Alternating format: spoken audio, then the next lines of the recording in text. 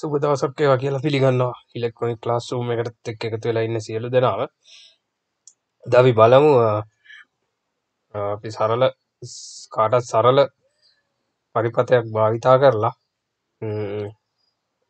12 volts battery එක පාවිච්චි කරලා 230 volt AC විදුලියක් ගන්න පුළුවන් සරල පරිපථයක ඉන්වර්ටර් පරිපථයක සර්කිට් ඩයග්‍රෑම් එක. එහෙම නැත්නම් ඒක අපි කොහොමද හදාගන්නේ කියලා. ඉතින් මේක ඇත්තටම බොහොම අඩු මුදලකින් අඩු කොම්පෝනන්ට්ස් ගානකින් ඕනම ආධුනිකයෙක්ට උනත් මේක හදාගන්න පුළුවන් වෙනවා. මේක විශේෂත්වය තියෙන්නේ මේක 12 volts ඇම්පියර් 30ක බැටරියක් දක්වා මේකෙන් ඉන්පුට් කරන්න පුළුවන්. ඒ වගේම අපිට මේකේ මේ වගේ අපිට තියෙන මේ UPS වල තියෙන බැටරි එකකින් නම් ඕනම අපි ඇම්පියර් 35ක 12 volts lead acid බැටරියක් පාවිච්චි කරලා අපිට 230 volt AC විදුලියක් මේකෙන් අපිට ඉන්වර්ටර් එකක් හැටියට මේක පාවිච්චි කරලා ගන්න පුළුවන්. ඒ වගේ විශේෂත්වය තියෙන්නේ මේකේ watt 100ක දක්වා output එකක් ගන්න පුළුවන්. විශේෂම කාරණය මේකේ අපි දන්නවා ඕනම ඉන්වර්ටර් එක අපි තියෙන එකේ ෆ්‍රීකවන්සි එක. එහෙම නැත්නම් විදුලියේ තියෙන අපි ඒකට කියන්නේ තරංගය. ඒ අපේ AC විදුලියේ ෆ්‍රීකවන්සි එක අපේ සාමාන්‍යයෙන් නිවසට ලැබෙන මේන්ස් විදුලියේ ෆ්‍රීකවන්සි එක අපි කියනවා හර්ට්ස් 50ක් 60ක් කියලා. ඒතර ඕගොල්ලන්ට මේක ආධාරයෙන් ආසන්න වශයෙන් හර්ට්ස් 50ක තරංගයක් තියෙන AC අවුට්පුට් එකක් ගන්න පුළුවන්. එහෙමනම් මේක ඔය විශේෂයෙන්ම LED බල්බ් සහ වෙනත් watt 100ක විදුලි උපකරණ ක්‍රියාත්මක කරන්න ඉතාමත් හොඳ පරිපථ සටහනක්. දෙවනම කෙනෙක්ට මේක මේ සරලව මේ විදිහට ඇටවුම සකසගෙන සර්කිට් එක හදන්න පුළුවන්. මේකට අපි පාවිච්චි කරන්නේ 12.12 5 ampere ට්‍රාන්ස්ෆෝමර් එකක්. ඒකට ඒක අපි ප්‍රයිමරි අග්‍ර වලින් තමයි අවුට්පුට් එක ගන්න. ඒකට සෙකන්ඩරි අග්‍ර ටික කොහොමද සවි කරන්නේ කියන එක මේකේ පැහැදිලිවම සටහන් කරලා තියෙනවා. ඉතින් මේක විශේෂම කාරණේ මේකේ කොම්පෝනන්ට්ස් විශාල ප්‍රමාණයක් නැහැ. ඔයගොල්ලන්ට අවශ්‍ය වෙනවා ohms 100 10 watt මේවට අපි කියනවා සර්මන් ෆිල්ම් රෙසිස්ටර්ස් කියලා. සර්මන් ෆිල්ම් රෙසිස්ටර්ස් 10 watt දෙකක් සහ 15 ohms 10 watt රෙසිස්ටර්ස් දෙකක් ඕනේ. ඒක සර්මන් ෆිල්ම් රෙසිස්ටර්ස් දෙකක්. ඒ වගේම මෙතන අපි පාවිච්චි කරනවා 2N TI55 කියන පවර් ට්‍රාන්සිස්ටර්ස් දෙකක්. එතකොට මේ පවර් ට්‍රාන්සිස්ටර්ස් දෙකේ ඩයග්‍රෑම් එක පොඩ්ඩක් මම කියන්න. ඩයග්‍රෑම් එක පවර් ට්‍රාන්සිස්ටර් එකේ ඩේටා ෂීට් එක. එතකොට මේ තියෙන එක ඩේටා ෂීට් එක. එතකොට මේක අපි දන්නවා මේ පවර් ට්‍රාන්සිස්ටර් එකක්. එතකොට මේක TO3 කියන පැකේජ් එකකින් එන්නේ. ඒ කියන්නේ අපි මේකට බට්ටෝ ට්‍රාන්සිස්ටර් කියලා තමයි හඳුන්වන්නේ.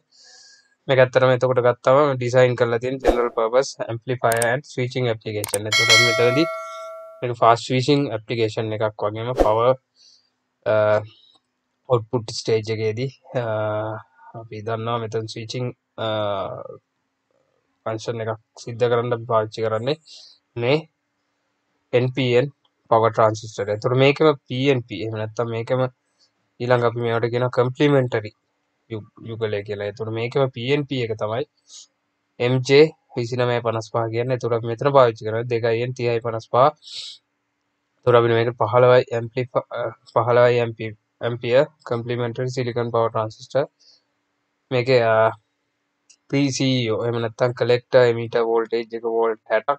ඒ වගේම මේකේ power dissipation එක watt 115ක් දක්වා අපිට මේකේ power dissipation එක බලා ගන්න පුළුවන්. මෙතන මේ තියෙනවා power dissipation එක watt 115ක් කියලා. ඉතින් අපි මෙතනදී පාවිච්චි කරනවා 2N 3055 කියන power transistor එක. මේකෙදී අපි දන්නවා මෙතන තියෙන ඕගොල්ලන්ට බලා ගන්න පුළුවන් මේකේ එක කියන්නේ base අග්‍රය, දෙක කියන්නේ emitter අග්‍රය.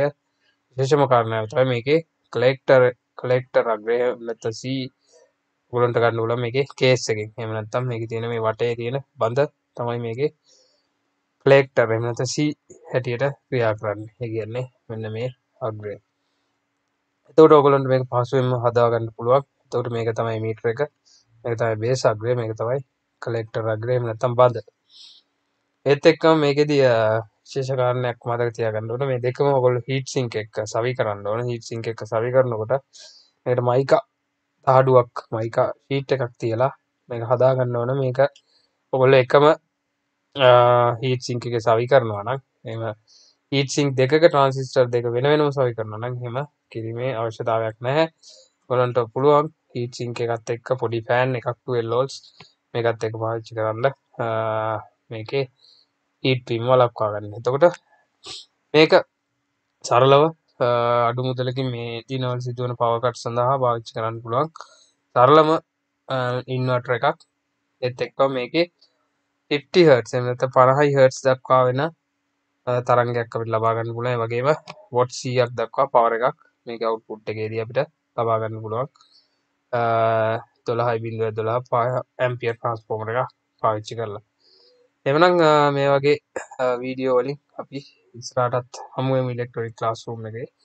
මම නිතරම මේ දිනවල සිදුවන පවර් කට් සඳහා විසඳුම් ලබා දෙන්න සූදානම් කොහොමද අපි ඒකට ඉලෙක්ට්‍රොනික්ස් වලින් විසඳුම් ලබා දෙන්නේ කියන එක නිතරම ඉලෙක්ට්‍රොනික ක්ලාස්රූම් YouTube channel එක හරහා ලබා දෙන්න මම සූදානම්. එහෙමනම් තවත් මේ වගේ වීඩියෝ එකකින් ඉස්සරහට හමු වෙමු. ඔයගොල්ලෝ ඔක්කොටම සුබ දවසක් කියලා ප්‍රාර්ථනා කරමු.